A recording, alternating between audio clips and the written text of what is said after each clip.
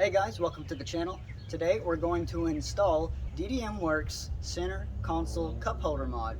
I'm going to provide everything you need, ranging from tools and their instructions. I'm going to make it super quick, super simple. So without further ado, let's get to it. Alright, so to start off, we need to have our emergency brake or emergency handle all the way up. Then you're going to take your console here. There's two clips in the back and there's one up front. Kind of grab it from the sides, or if you can, get it from the center and just slowly lift up until them back clips become disconnected. Then your front, like so. Now the clip in the front can scratch your silver mold, so be careful when you lift it up like that. And that's how you're going to remove your center console. Alright, now that our wires are exposed, the next thing we're going to remove is the ground here.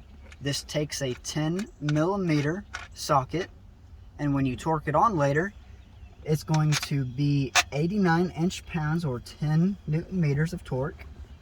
The next piece we're going to unhook is this little fastener right here. There's nothing holding it on but a little clip. You're just going to take that and bring it right on up and it should unhook. Now if you notice, there's also another little clamp back here. You can't really reach the bolt back here to unhook it unless you take the whole back panel off, which we don't want to do. There's a couple things you can try. You can just wiggle it back and forth until it kind of gets loose. But this clamp, it's got electrical tape wrapped around it and the wire to kind of keep it from moving. So you can try maybe cutting that so that you can get a little more wiggle room. But I just kind of wiggled it and I got about 1/4 of an inch of extra space, maybe in 1/2 inch extra space. So now that that's all done, we can take our wire and we can kind of shimmy it over, because our main goal is to get it on the other side of the ground stud. That's what we really want. So kind of got a little more room there, and that's how you're going to scoot that over there. Now that everything's kind of moved over, we're going to want to put some wiring loom in 2 spots. One is going to be this area, as this, whenever you raise your emergency brake, you see how this is going up and down? It's rubbing against the wires in here, and we don't want that. After a while, it's going to wear away and you can cause a short if it wears through the insulation. So we're going to grab one of our looms here and we're going to try to slide it through.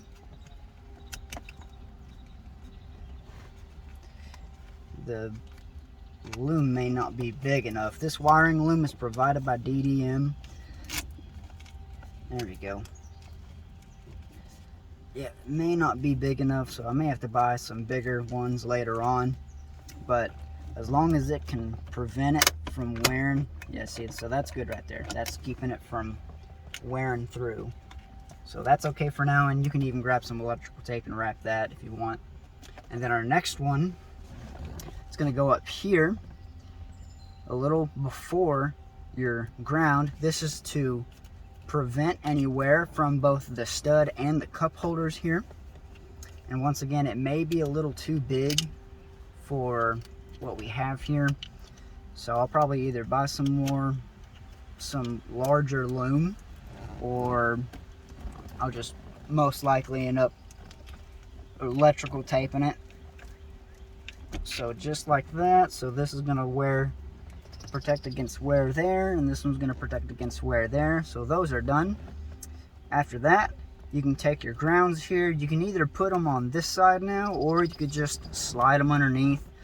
Sliding them underneath may be more beneficial, just so that it's not taking up this area here. So that one's down, and then got this one down, and then you'll get your nut, stick it on there, and you can tighten that down, and that's how you're going to move all that and install your loom. Alright, now that everything's moved over to the side, we can now install our new console. So you'll slide it through here, but be careful not to scrape the front clasp against your silver mold. There are two little tabs up front to help guide it in. These may need to be adjusted, but be careful, as it's mainly fiberglass holding two steel pins in place. So if you try to mess with it, they could rip out of the fiberglass. So just be wary of that. So we're gonna slide that in there, because I know I had to adjust mine just a hair because it's a very, very tight fit. So once those two are in, I'm gonna make sure that's lined up.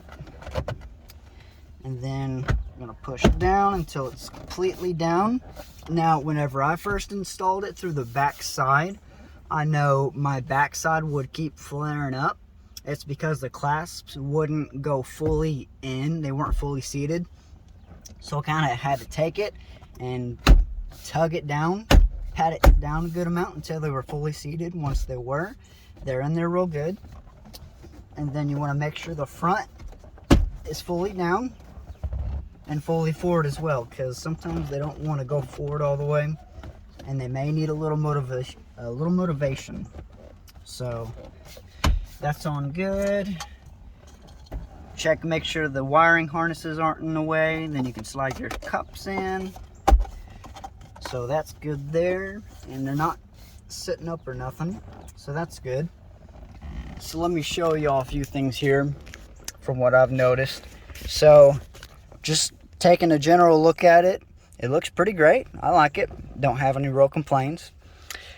Going to the front here, there is a small gap here, and I've tried to see if I can adjust it, but I think it's the way they have the steel pin in there. It's kind of crooked instead of straight. So whenever I'm hooking it in, since it's crooked, it's wanting to push it the whole console this way, which I think is what the problem is there, because you can see I don't really have a gap there, but you can see where it's kind of jutting out because it's pushing this way, right? So you can kind of see where it's wanting to push this way, and that's causing an unevenness here, and it's causing the whole console to kind of shift. So it's not that noticeable, I would say. I mean, it's still noticeable, but just not by a whole lot. I may just need to adjust a pin, that clasp in there. Maybe I can rotate it and help fix that. But other than that, it looks pretty good. Now all I need to do is screw in one of these holes. I'll probably do this one right here, and we're gonna go ahead and do that. Alright, so for this next part, you will need a drill, and you will also need a regular screwdriver. So the kit includes two types of screws. You got this one here that looks like a regular sheetrock screw, but at the end it's shaped more like a drill bit. This is a self-tapping screw, and this is what you're going to use to start your holes for the cup holder whenever you're drilling the cup holder down into the frame. After that, you're going to take it out, and you're going to get this one here. This is what holds the cup holder in, and this is what you're going to use to hand tighten, because the cup holders are just plastic, so you don't want to over tighten it with the screw and then crack the cup holder itself. Now they do provide this as well. This is what you're going to stick your screw head in. So you'll take your screw here, grab the right one.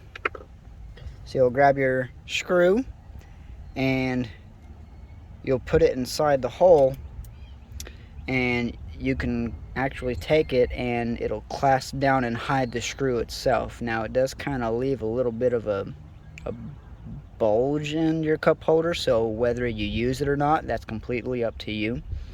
So we're gonna go ahead and get that done real quick.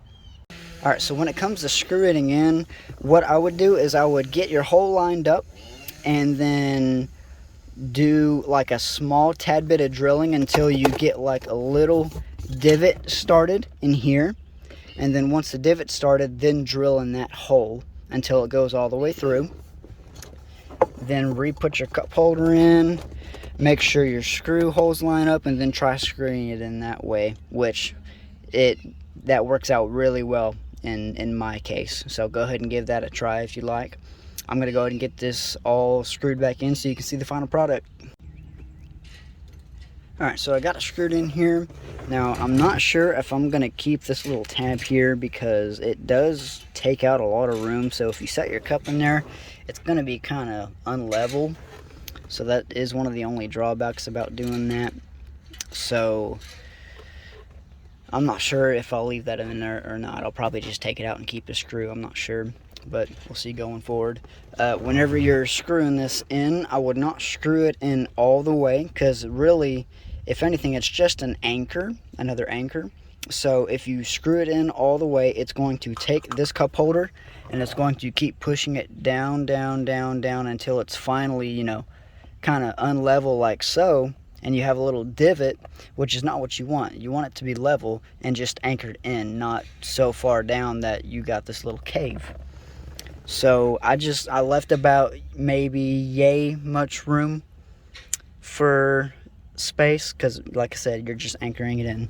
So other than that, this little project is done, and that's the cup holder. I was able to somewhat remove the lining in there. What was going on is the front clasp here, it was too far left when they installed it, so it's trying to push this way, creating that little twist there. So, but I kind of moved the back pins and the front pins. I tried to angle them out so that it helps that, which it did a little bit. So, but other than that, man, this is how it looks like here. So it looks pretty good, I won't lie. I like it. I'm gonna enjoy finally having cup holders for once. So yep, that's done. Good job, you're done with the install. Alright, hey, thanks for checking out the video. I hope it helped y'all today.